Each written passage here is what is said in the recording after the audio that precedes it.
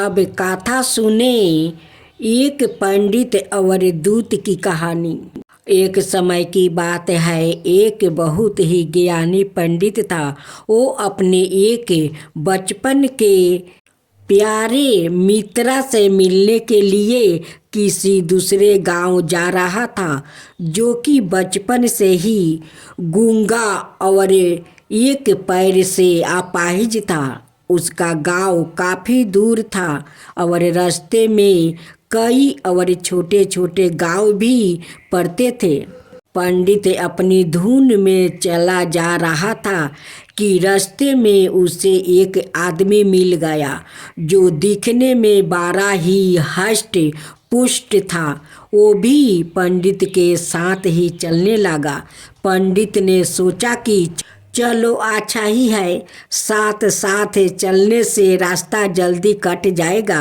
पंडित ने उस आदमी से उसका नाम पूछा तो उस आदमी ने अपना नाम महाकाल बताया।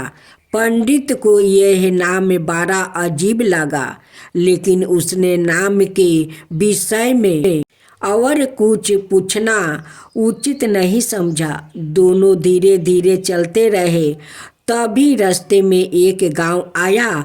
महाकाल ने पंडित से कहा, तुम आगे चलो, मुझे इस गांव में एक संदेश देना है। मैं तुमसे आगे मिलता हूँ। पंडित जी बोले, ठीक है। कह कर पंडित जी अपनी धुन में चलता रहा। तभी एक भैंस ने एक आदमी को मार दिया और जैसे ही भैंस ने आदमी को मारा, लगभग तुरंत ही महाकाल वापस पंडित के पास पहुंच गया। चलते चलते दोनों एक दूसरे गांव के बाहर पहुंचे, जहां एक छोटा सा मंदिर था। ठहरने की व्यवस्था ठीक लग रही थी, और क्योंकि पंडित के मित्र का गांव अभी काफ़ी दूर था, साथ ही रात्रि होने वाली थी, सो पंडित ने कहा, रात्रि होने वाली है, पूरा दिन चले। अब थकावट भी बहुत हो चुकी है, इसलिए आज की रात हम इसी मंदिर में रुक जाते हैं। भूख भी लगी है, सो भोजन भी कर लेते हैं और थोड़ा विश्राम करके सुबह फिर से प्रस्थान करेंगे। महाकाल ने जवाब दिया, ठीक है, लेकिन मुझे इस गांव में किसी को कुछ सामान देना है, सो मैं देकर आता हूँ। तब तक तुम भोजन कर लो, मैं बाद में खा लूँगा। और इतना कहकर वो चला गया। लेकिन उसके जाते ही कुछ देर बाद उस गांव में धुआं उठना शुरू हुआ और धीरे धीरे पूरे गांव में आग लग गई। पंडित को आश्चर्य हुआ। उसने मन ही मन सोचा कि जहाँ भी यह महाकाल जाता है, वहाँ किसी न किसी तरह की हानि हो जाती है, जरूर कुछ गड़बड़ है। लेकिन उसने महाकाल से रात्रि में इस बात का कोई जिक्र नहीं किया। सुबह दोनों ने फिर से अपने गांव की ओर चलना शुरू किया। कुछ देर बाद एक और गांव आया और महाकाल ने फिर से पंडित से कहा कि पंडित जी, आप आगे चलो, मुझे इस गांव में भी कुछ काम है, सो मैं आपसे आगे मिलता हूँ। इतना कहकर महाकाल जाने लगा, लेकिन इस बार पंडित आगे नहीं बढ़ा, बल्कि खड़े होकर महाकाल को देखता रहा कि वो कहाँ जाता है और करता क्या है। तभी लोग की आवाज़ सुनाई देने लगी कि एक आदमी को सांप ने डांस लिया है और उस व्यक्ति की मृत्यु हो गई। ठीक उसी समय महाकाल फिर से पंडित के पास पहुंच गया, लेकिन इस बार पंडित को सहन ना हुआ। उसने महाकाल से पूछ ही लिया कि तुम जिस गांव में भी जाते हो वहां कोई ना कोई नुकसान हो जाता है, क्या तुम मुझे बता सकते हो कि आखिर ऐसा क्यों होता है? महाकाल ने जवाब दिया, पंडित जी, आप मुझे बड़े ज्ञानी मालूम पड़ते थे, इसलिए मैं आपके साथ चलने लगा था, क्योंकि ज्ञानियों का संग हमेशा अच्छा होता है। लेकिन क्या सचमुच आप अभी तक नहीं समझे कि मैं कौन हूँ? पंडित जी ने कहा, मैं समझ तो चुका हूँ, लेकिन कुछ शंका है, सो यदि आप ही अपना उपयोगित परिचय दे दे तो मेरे लिए आसानी होगी। महाकाल ने जवाब दिया कि मैं यमदूत हूँ और यमराज की आज्ञा से उन लोगों के प्राण हरा करता हूँ जिनकी आहु पूरा हो चुकी है। हालांकि पंडित को पहले से ही इसी बात की शंका भी था, फिर भी महाकाल के मुख से यह बात सुनकर पंडित थोड़ा घबरा गया, लेकिन फिर हिम्मत करके पूछा कि अगर ऐसी बात है और तुम चुपचाप ही यमदूत हो तो बताओ अगली मृत्यु किसकी है? यमदूत ने जवाब दिया कि अगली मृत्यु की तुम्हारे उस मित्र की है जिसे तुम मिलने जा रहे हो, और उसकी मृत्यु का कारण भी तुम होगा। यह बात सुनकर पंडित ठिठक गया और बड़े परेशान में पड़ गया कि यदि वास्तव में वो महाकाल एक यमदूत हुआ तो उसकी बात सही होगी और उसके कारण मेरे बचपन के सबसे प्यारा मित्र की मृत्यु हो जाएगी। इसलिए बेहतर यही है कि मैं अपने मित्र से मिलने ही नहीं जाऊं। कम से कम मैं तो उसकी मृत्यु का कारण नहीं बनूंगा। तभी महाकाल ने कहा कि तुम जो सोच रहे हो वो मुझे भी पता है, लेकिन तुम्हारे अपने मित्र से मिलने ना जाने के विचार से नियमित नहीं बदल जाएगी। तुम्हारे मित्र की मृत्यु निश्चित है और वो अगले कुछ ही क्षणों में घटित होने वाली है। महाकाल के मुख से यह बात सुनते ही पंडित को झटका लगा, क्योंकि महाकाल ने उसके मन की बात जान ली थी, जो कि किसी सामान्य व्यक्ति के लिए तो संभव ही नहीं है। फलस्वरूप पंडित को विश्वास हो गया कि महाकाल चुपचाप यमदूत ही है, इसलिए वो अपने मित्र की मृत्यु का कारण ना बनने इस हेतु वो तुरंत पीछे मुड़ा और फिर से अपने गांव की तरफ लौटने लगा। परंतु जैसे ही वो मुड़ा, सामने से उसे उसका मित्र उसी की ओर तेजी से आता हुआ दिखाई दिया, जो कि पंडित को देखकर अत्यधिक प्रसन्न लग रहा था। अपने मित्र के आने की गति को देखे पंडित को ऐसा लगा जैसे कि उसका मित्र काफी समय से उसके पीछे पीछे ही आ रहा था, लेकिन क्योंकि वो बचपन से ही गूंगा और एक पैर से अपाहिज था, इसलिए ना तो पंडित तक पहुंच पा रहा था और ना ही पंडित को आवाज देकर रोक पा रहा था। लेकिन जैसे ही वो पंडित के पास पहुंचा, अचानक ना जाने क्या हुआ और उसकी मृत्यु हो गई। पंडित हाका बाका सा आश्चर्य भरी नजरों से महाकाल की ओर देखने लगा, जैसे कि पूछ रहा हो कि आखिर हुआ क्या।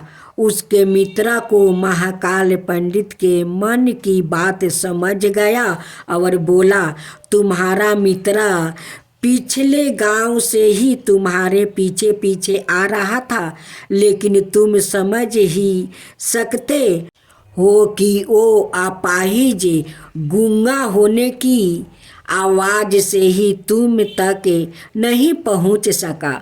उसने अपनी सारी तकलीफ लगाकर तुम तक पहुंचने की कोशिश की, लेकिन बुढ़ापे में बचपन जैसी शक्ति नहीं होती शरीर में, इसलिए आदाए घात की आवाज़ से तुम्हारे मित्र की मृत्यु हो गई और उसकी वजह हो तुम, क्योंकि वो तुमसे मिलने हेतु तुम तक पहुँचने के लिए ही अपनी सीमाओं को लांघते हुए तुम्हारे पीछा भाग रहा था। अब पंडित को पूरी तरह से विश्वास हो गया कि महाकाल चुपचाप ही यमदूत है और जीवों के प्राण हरण करना ही उसका काम है। चौकी पंडित एक ज्ञानी व्यक्ति था और जानता था कि मृत्यु पर किसी का कोई बस नहीं चल सकता। वो सभी को एक ना एक दिन मारना ही है।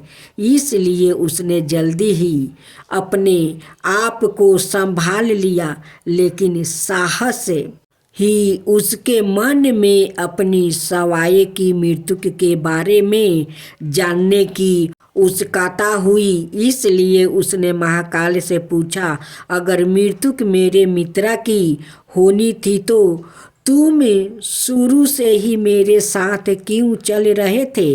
महाकाल ने जवाब दिया, मैं तो सभी के साथ चलता हूँ और हर क्षण चलता रहता हूँ, केवल लोग मुझे पहचान नहीं पाते, क्योंकि लोगों के पास अपनी समस्या के अलावा किसी और व्याकृत वस्तु या घटना के संभव में सोचने या उसे देखने समझने का समय ही नहीं है। पंडित ने आगे पूछा, तो क्या तुम बता सकते हो कि मेरी मृत्यु कब और कैसे होगी। महाकाल ने कहा, हालांकि किसी भी समय जीव के लिए यह जानना उपयोगित नहीं है, क्योंकि कोई भी जीव अपनी मृत्यु के संभव में जानकर व्यासित ही होता है। लेकिन तुम ज्ञानी व्याकृत हो और अपने मित्र की मृत्यु को जितनी आसानी से तुमने स्वीकार कर लिया है, उसे देखे मुझे यह लगता है कि तुम अपनी मृत्यु के बारे में जानकर भी व्यासित नहीं होगे। सो तुम्हारी मृत्यु के आज से ठीक 6 माह बाद आज ही के दिन, लेकिन किसी दूसरे राजा के राज्य में फांसी लगने से होगी। और आश्चर्य की बात यह है कि तुम सवाए खुशी से फांसी को स्वीकार करोगे। इतना कह कर महाकाल जाने लगा, क्योंकि अब उसके पास पंडित के साथ चलते रहने का कोई कारण नहीं था। पंडित ने अपने मित्र का यथास्थित जो भी कर्म कांड संभव था किया और फिर से अपने गांव लौट आया। लेकिन कोई व्याकृत चाहे जितना भी ज्ञानी क्यों ना हो, अपनी मृत्यु के संभव में जानने के बाद कुछ तो व्यासित होता ही है और उस मृत्यु से बचने के लिए कुछ ना कुछ तो करता ही है। सो पंडित ने भी किया। चौकी पंडित विद्वान था, इसलिए उसकी बेख्याति उसके राज्य के राजा तक थी। उसने सोचा कि राजा के पास तो कई ज्ञानी मंत्री होते हैं और वो उसकी इस मृत्यु से संबंधित समस्या का भी कोई ना कोई समाधान तो निकाल ही देंगे। इसलिए वो पंडित राजा के दरबार में पहुंचा और राजा को सारी बात बताई। राजा ने पंडित की समस्या को अपने मंत्रियों के साथ बांटा और उनसे सलाह मांगी। अंत में सभी की सलाह से यह तय हुआ कि यदि पंडित की बात सही है तो जरूर उसकी मृत्यु के 6 महीने बाद होगी, लेकिन मृत्यु तब होगी जब कि वो किसी दूसरे राज्य में जाएगा। यदि वो किसी दूसरे राज्य में जाए ही ना तो मृत्यु नहीं होगी। यह सलाह राजा को भी उचित लगी, सो उसने पंडित के लिए महल में ही रहने हेतु उपयोगित व्यवस्था करवाया। अब राजा की आज्ञा के बिना कोई भी व्यक्ति उस पंडित से नहीं मिल सकता था, लेकिन सवाए पंडित कहीं भी आ जा सकता था ताकि उसे यह ना लगे कि वो राजा की कैद में है। हालांकि वो सवाए ही डर के मारे कहीं आता जाता नहीं था। धीरे धीरे पंडित की मृत्यु का समय नज़दीक आने लगा और आखिर वो दिन भी आ गया जब पंडित की मृत्यु होनी थी। तो जिस दिन पंडित की मृत्यु होनी थी उससे पिछली रात पंडित डर के मारे जल्दी ही सो गया ताकि जल्दी से जल्दी वो रात और अगला दिन बीत जाए और उसकी मृत्यु टल जाए। लेकिन सवाए पंडित को नींद में चलने की बीमारी थी और इस बीमारी के बारे में वो सवाए भी नहीं जानता था। इसलिए राजा यह किसी और से इस बीमारी का जिक्र करने अथवा किसी वैद्य से इस बीमारी का इलाज करवाने का तो प्रश्न ही नहीं था। चौकी पंडित अपनी मृत्यु को लेकर बहुत चिंतित था और नींद में चलने की बीमारी का दौरान अक्सर तभी पड़ता है जब ठीक से नींद नहीं आ रही होती है। सो उसी रात पंडित रात को नींद में चलने का दौरा पड़ा। वो उठा और राजा के महल से निकल कर अस्तबल में आ गया। चौकी वो राजा का खास मेहमान था, इसलिए किसी भी पहरादार ने उसे ना तो रोका और ना किसी तरह की पूछ पाछ की। अस्तबल में पहुँच कर वो सबसे तेज दौड़ने वाले घोड़ा पर सवार होकर नींद की बेहोशी में ही राज्य की सीमा से बाहर दूसरे राज्य की सीमा में चला गया। इतना ही नहीं, वो दूसरे राज्य के राजा के महल में पहुंच गया और संयोग हुआ यह कि उस महल में भी किसी पहरादार ने उसे नहीं रोका और ना ही कोई पूछ पाछ किया, क्योंकि सभी लोग रात के अंतिम पहर की गहरी नींद में थे। वो पंडित सीधे राजा के शयन कक्ष में पहुंच गया। रानी के एक ओर उस राज्य का राजा सो रहा था, दूसरी ओर सवाए पंडित जाकर लेट गया। सुबह हुई तो राजा ने पंडित को रानी की बगल में सोए हुए देखा। राजा बहुत क्रोधित हुआ। पंडित को गिरफ्तार कर लिया गया। पंडित को तो खुद ही समझ में नहीं आ रहा था कि वो आखिर दूसरे राज्य में और सीधे राजा के ही सैन्य कक्ष में कैसे पहुंच गया। लेकिन वहाँ उसकी सुनने वाला कौन था। राजा ने पंडित को राज दरबार में हाजिर करने का हुक्म दिया गया। कुछ समय बाद राजा का दरबार लगा, जहाँ राजा ने पंडित को देखा और देखते ही इतना क्रोधित हुआ कि पंडित को फांसी पर चढ़ा दिए जाने का फरमान सुना दिया।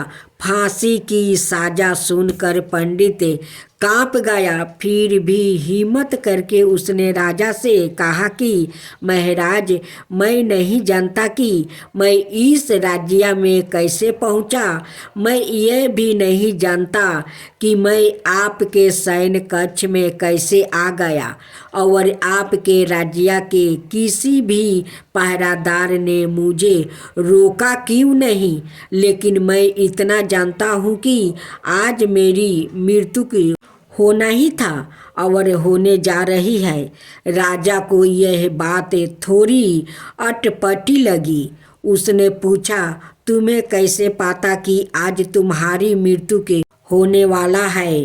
कहना क्या चाहते हो? तुम राजा के सवाल के जवाब में पंडित से पूछे 6 महीने की पूरी कहानी बता दिया और कहा कि महाराज, मेरा क्या किसी भी सामान्य व्यक्ति का इतना साहस कैसे हो सकता है कि वो राजा की उपस्थिति में राजा के ही कक्ष में रानी के बगल में सो जाए।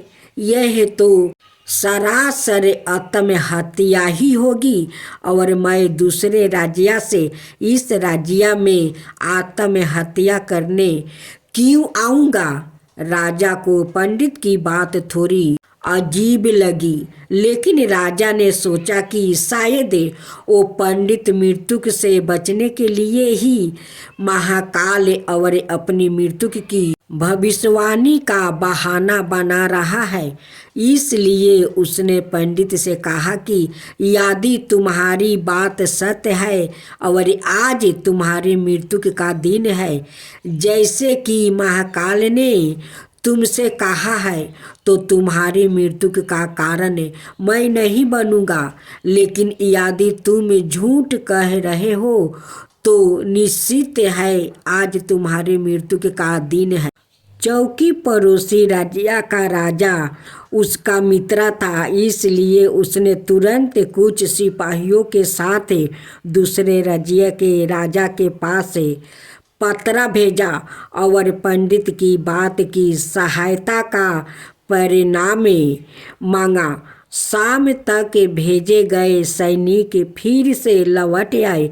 उन्होंने आकर बताया कि महाराज, पंडित जो कह रहा है वो सच है। दूसरे राज्य के राजा ने पंडित को अपने महल में ही रहने की संपूर्ण व्यवस्था दे रखी और पीछे 6 महीने से यह पंडित राजा का मेहमान था। कल रात राजा सवाई इससे अंतिम बार इसके शयन कक्ष में मिले थे और इसके बाद यह इस राज्य में कैसे पहुंच गया, इसकी जानकारी किसी को नहीं है। इसलिए उस राज्य के राजा के अनुसार पंडित को फांसी की सजा दिया जाना उचित नहीं है। लेकिन अब राजा के लिए एक नई समस्या आ गई, क्योंकि उसने बिना पूरी बात जाने ही पंडित को फांसी की सजा सुना दिया था।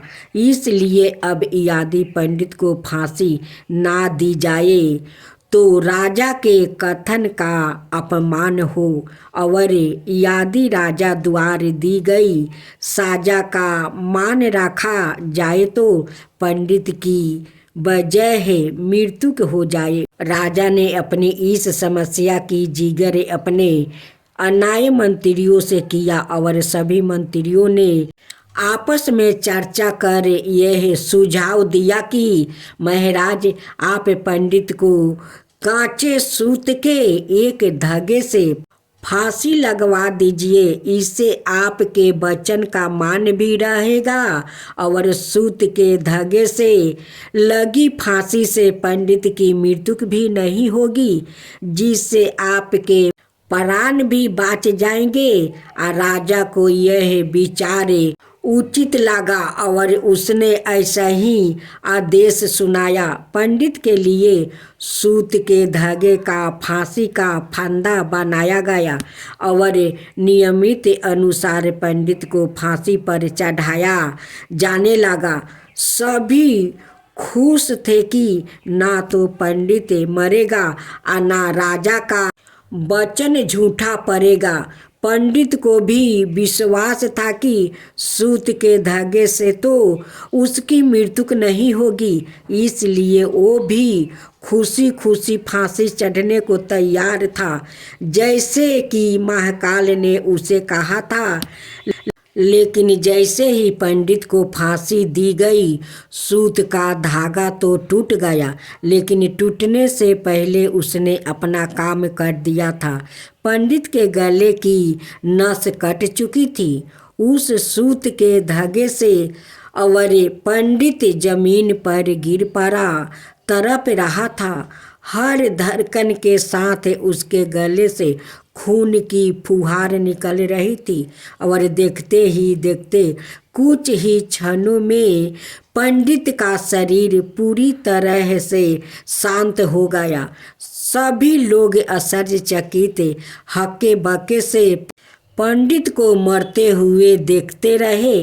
किसी को विश्वास नहीं हो रहा था कि एक कमजोर से सूते के धागे से किसी की मृत्यु हो सकती है, लेकिन घटना घट चुकी। नियति ने अपना काम कर दिया था। जो होना होता है वो होकर ही रहता है। हम चाहे जितनी सावधानियां बरते हैं या चाहे जितने उपाय कर ले, लेकिन हर घटना और उस घटना का सारा ताना बाना पहले से निश्चित है, जिसे हम राति भर भी इधर उधर नहीं कर सकते। इसलिए ईश्वर ने हमें भविष्य के जानने की क्षमता नहीं दी है, ताकि हम अपने जीवन को ज़्यादा बेहतर तरीके से जी सके।